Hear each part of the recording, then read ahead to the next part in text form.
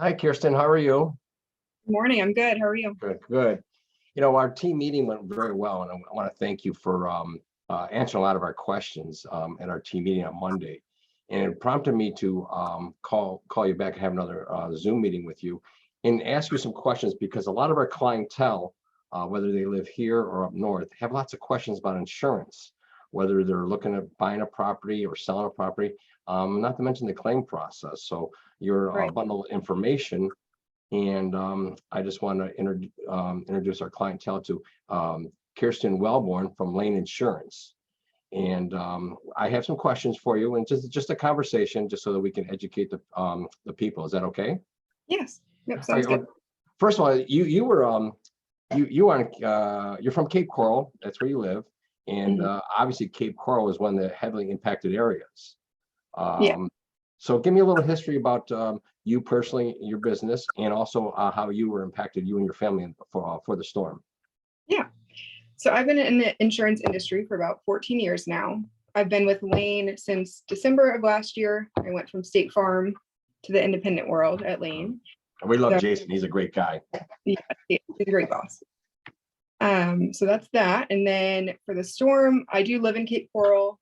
I was in one of the evacuation zones. So I did move to my sister's home in North Fort Myers, and that's where we stayed for the storm. Smart lady.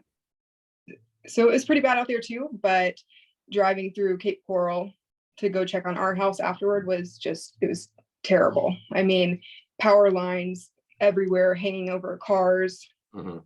There was cars running where it looked like they might have been sitting in their car during the storm, and then the power lines fell and they went and just left their car running. So I saw multiple vehicles like that. There was semi trucks turned over. So this was definitely the worst storm I have seen.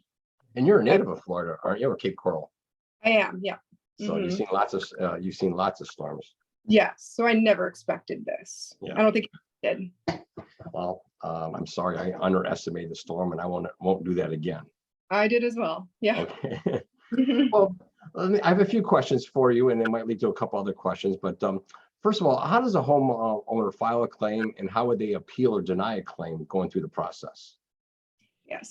Well, they can call their carrier to file a claim, or most of the time you can do it online, which I think is a little easier because then you can check the status of the claim yourself instead of having to wait on hold with carriers or your agency. It just cuts out that middle person where you can see it directly. So I do recommend doing it online if you can. Most carriers have like an app, so you can check who your adjuster is, if it changes, because it can change. So you'll have those direct numbers of who you need to get in contact with if you have any questions. Okay. So yeah, do it online, but you can also call. And that's way, and you being in the process right now, you probably prefer it done online right now, but you're accessible if people need to reach you. Yes, I'm accessible, and the whole agency, they've been here. If I couldn't make it in due to no power, no water at home, I still was working remotely. So we have been accessible through this all. So we can take the calls. There's just so many claims that I know we're getting a lot of calls that they haven't had an adjuster come out yet, or they can't get a hold of an adjuster. And I know it's frustrating, but unfortunately, I don't think anyone could be prepared for this. Like even these insurance carriers, there was Monday after the storm, there was over 20,000 claims put in for just one carrier that we have. So, and they only have 200 adjusters. Talk about being spread thin. Okay. Yes. So I know it's frustrating and everyone wants to get these repairs done as quickly as possible, but they have to go in order of severity as well. So if they're not getting back to you on a claim and you have like screen damage, I understand and I get it that you want it repaired, but there's other people that they don't have a home at all. It's like triage when you go to the hospital on a ward or something, possibly. Exactly. Yeah. Yeah. Okay.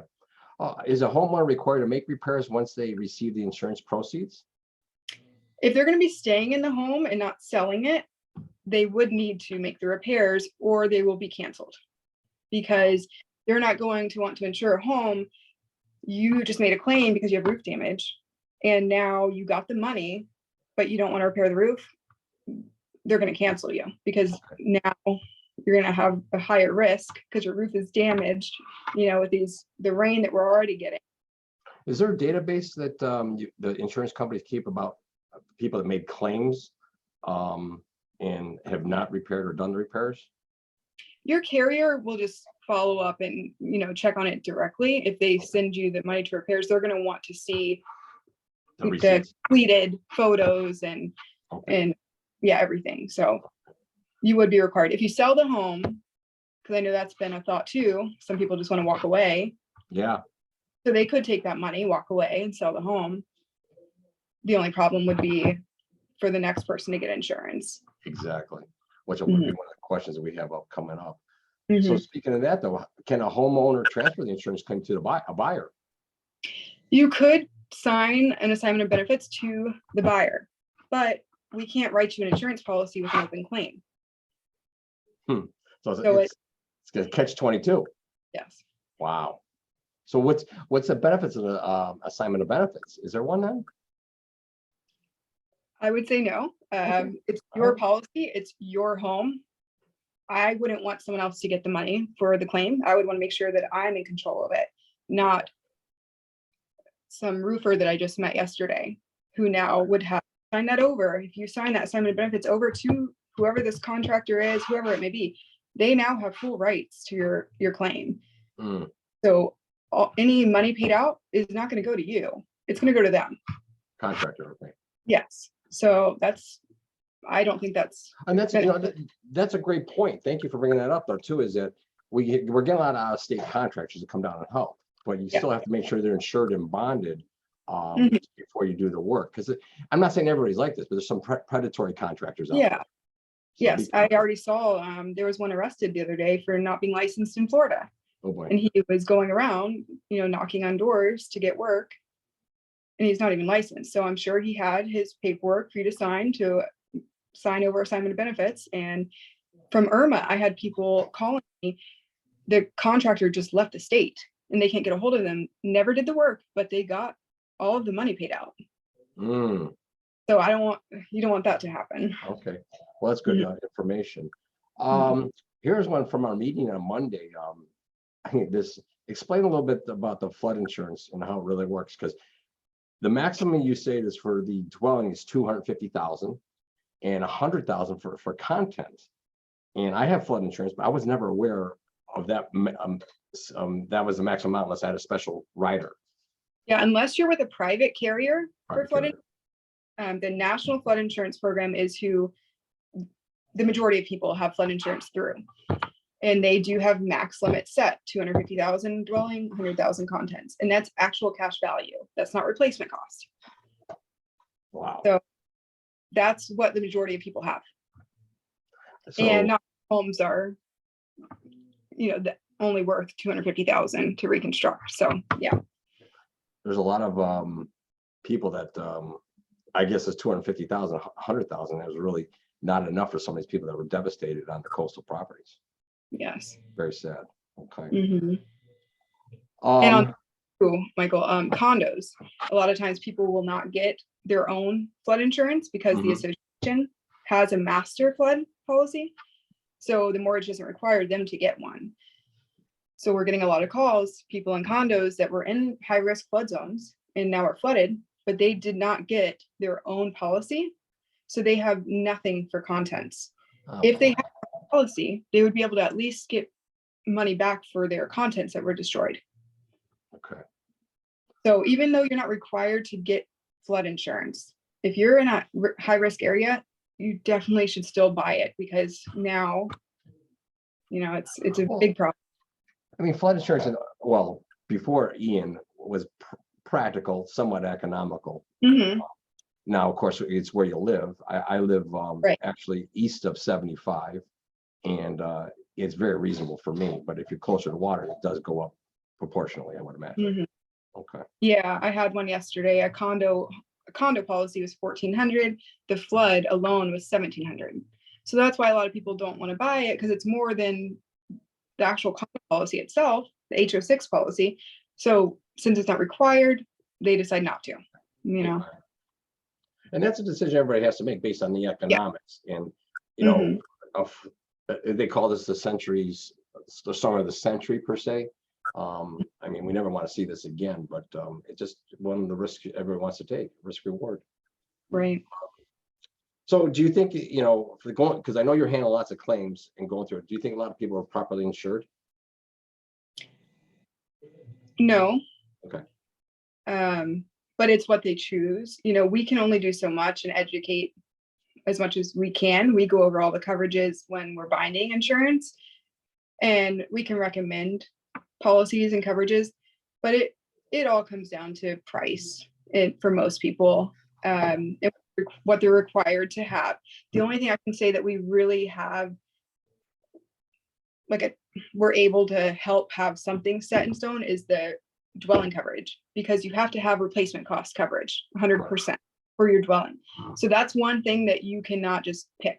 You can't say, oh, I would need this policy to be a little bit less. Let's just do 100,000 on the dwelling. You can't. You're going to have to do what the replacement cost is at the home. So that's the only thing that we can really control.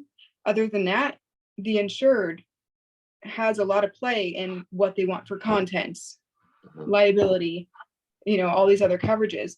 They can exclude other structures, things like that. And then the storm happens though, and they wish they did have that higher coverage that cost a couple thousand more, 3,000 more. But at the time, they're just trying to, you know, close on the home, get a policy in place that the mortgage is going to accept. And they just want to see that replacement cost on the dwelling. And that's basically it. So in the last couple of years, you notice how the prices have gone up. Yes.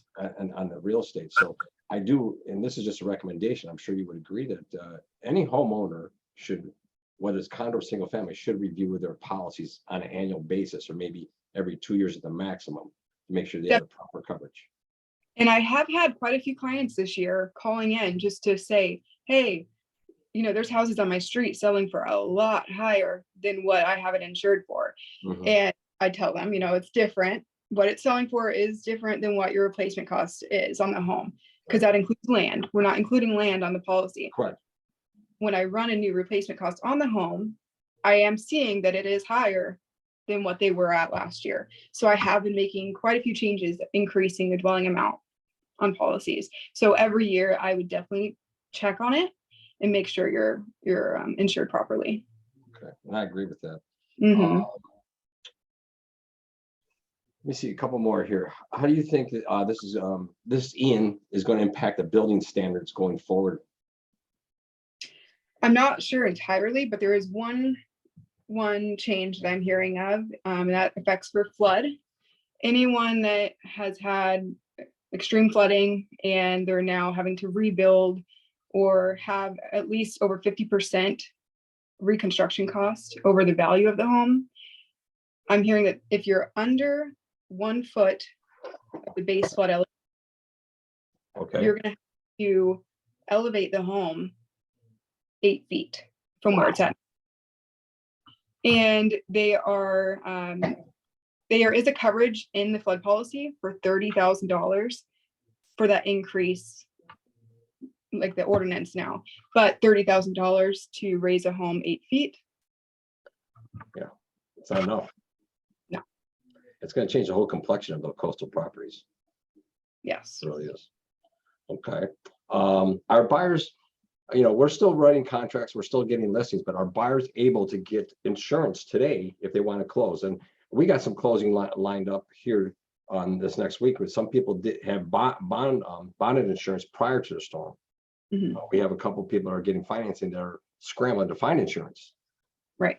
Yes, we can bind coverage unless there's an open claim. Correct. A carrier will not take an open claim.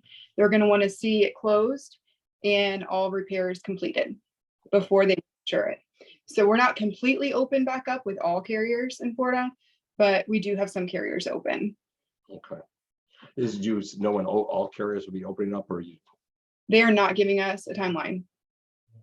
All right. I think it was our meeting Monday after you had excused yourself. Hunter found a graph, which I'll share in a link here. After the last 5 major storms we had in Florida, real estate prices and values did increase. each year. So that's a great graph to show that, you know, no matter how devastating it is, I still believe business is going to go on, and we're going to figure it out. And people, we're still a vacation destination. You know, people are working from home, not to mention the tax shelters, et cetera, that we have down here.